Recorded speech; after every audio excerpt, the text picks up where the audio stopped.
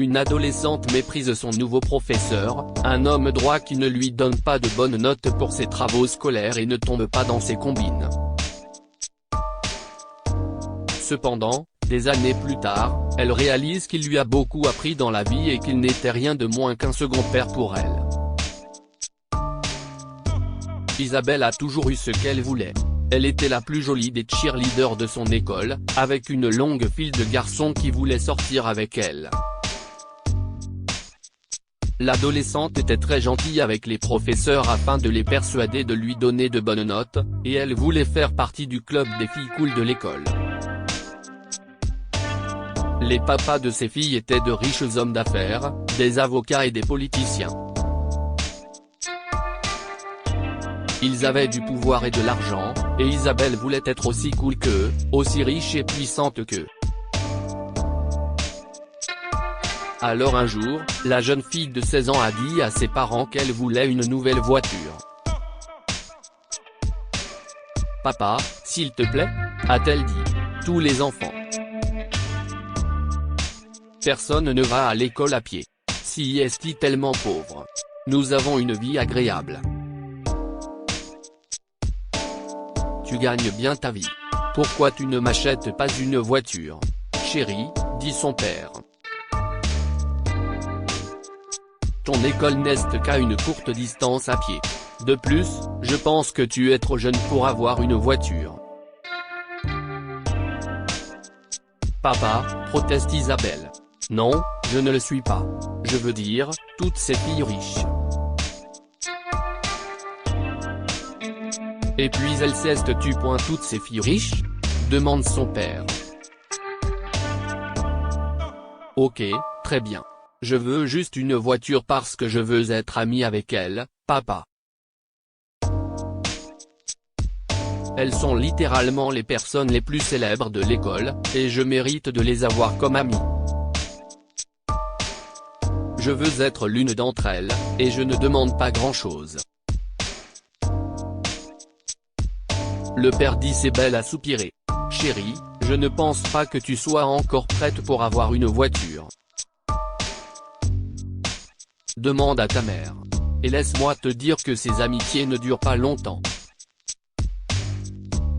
Maman. Allez, dit Isabelle.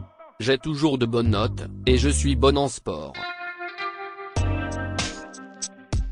Je mérite d'avoir une voiture, maman. La mère d'Isabelle était également opposée à l'achat d'une voiture, car elle savait à quel point les enfants pouvaient être imprudents au volant. Mais elle n'a pas dit non catégoriquement. Point très bien, faisons comme ça, a-t-elle dit. Si tu obtiens de bonnes notes cette année, peut-être qu'on pourra y réfléchir à ce moment-là, promis ? A demandé Isabelle. Tu le promets ? Je suppose, chérie, a dit sa mère, et son père a hoché la tête à contre-cœur. Isabelle avait donc besoin de bonnes notes. Ce n'est qu'à cette condition qu'elle pourra avoir cette voiture et être amie avec les filles cool de l'école. Ça va être du gâteau, a-t-elle pensé. Parfait. Isabelle a passé des heures cette nuit-là à choisir la voiture qu'elle voulait. Elle a recherché les auto-écoles près de chez elle et le temps qu'il lui faudrait pour obtenir son permis. Quelques bonnes notes faciles étaient tout ce qu'il fallait, pensait-elle. Elle savait qu'elle les aurait. Elle l'a toujours fait. Tous les professeurs la connaissaient bien. Ils l'aimaient.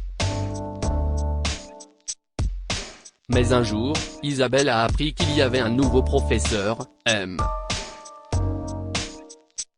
Barton, qui allait bientôt commencer à leur enseigner. C'était un dur à cuire, et il avait rejoint l'école après la démission d'un de leurs professeurs. Selon les élèves, M. Barton est strict, très strict, et il ne donne pas facilement de bonnes notes. C'était clair pour tout le monde, surtout après le premier devoir. Personne dans la classe ne pouvait obtenir plus d'un B, et Isabelle a eu un C à son devoir. Cela l'a fait paniquer et l'a mise en colère. Mr Barton. Isabelle s'est approchée de lui alors que tout le monde sortait de la classe. Un C? Vraiment? Je mérite mieux. L'homme plus âgé a souri. Et vous, mademoiselle Fisher? Demanda-t-il. Je pense que j'ai été très juste. J'aurais pu donner un D mais j'ai été généreux. Si est-il le maximum qu'on obtient quand on a copié la moitié des devoirs de ses amis. Certains d'entre eux ont eu un D. Isabelle a rougi. Vous le faites exprès, n'est-ce pas? Eh bien, oui, j'ai un but. Je veux que mes élèves réussissent mieux à l'école et dans la vie. Ok, donc vous êtes vraiment ce qu'on dit. Un fou, dit Isabelle grossièrement. Vous devriez démissionner de ce travail ou. Et si on réglait ça? Vous êtes un peu trop grossière pour votre propre bien, a-t-il dit. Et comment réglez-vous ça, mademoiselle Fisher? Demande M. Barton avec curiosité. Isabelle a sorti quelques billets d'$1 de son sac à dos et les a glissés sur la table de M. Barton. Et si vous acceptiez ça et me laissiez avoir les notes que je veux? Vous voyez, je sais que les enseignants ne sont pas très bien payés de nos jours. N'est-ce pas une idée brillante pour résoudre notre problème? Régler notre problème? A demandé M. Barton calmement. Eh bien, je vais l'accepter, Madame Fisher, mais. Je le savais. Elle a souri. Si vous voulez des cours particuliers, a poursuivi M. Barton, je propose également des cours particuliers aux élèves en difficulté, et je devrais en discuter avec vos parents. Vous êtes encore jeune, mademoiselle. Vous devez vous concentrer sur votre vie. Je ne veux pas rabaisser mes élèves en leur donnant de mauvaises notes. Je veux qu'ils soient meilleurs, et je sais que vous pouvez être meilleure, mademoiselle Fisher. Isabelle était furieuse. L'attitude vertueuse de Monsieur Barton la mettait hors d'elle. Elle a décidé de travailler dur toute seule et d'avoir de bonnes notes. Elle n'était pas une mauvaise élève. Elle avait juste besoin de travailler dur pendant quelques mois jusqu'à la fin de l'année scolaire, et elle aurait la voiture. Mais Isabelle ne pouvait pas le faire toute seule. Les devoirs de M. Barton étaient difficiles. Il nécessitait plus d'études qu'elle n'avait jamais fait. Ses notes ont donc continué à baisser, et finalement, elle a dû demander de l'aide à M. Barton.M.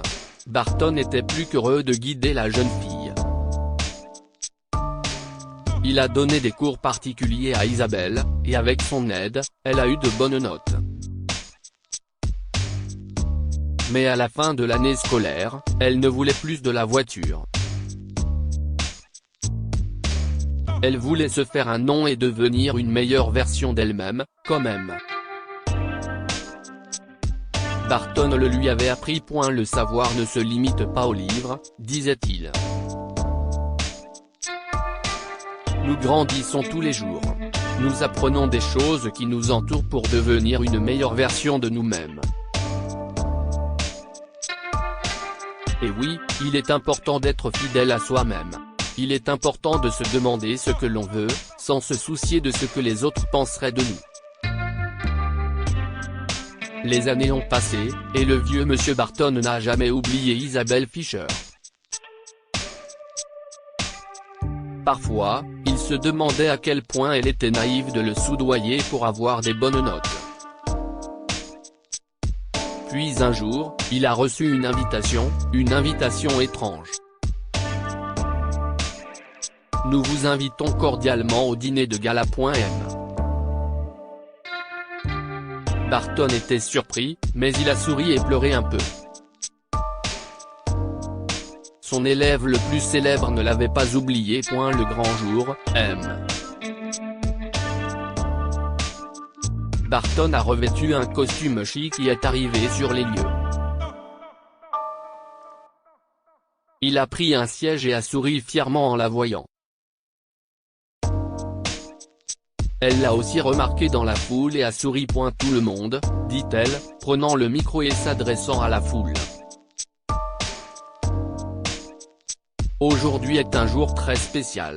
Bien que je sois honoré d'être reconnue comme la meilleure femme d'affaires de l'année, rien de tout cela n'aurait été possible sans l'aide de mon second père. C'est lui qui m'a appris que la vie ne se résumait pas aux livres et à l'apprentissage dans les livres.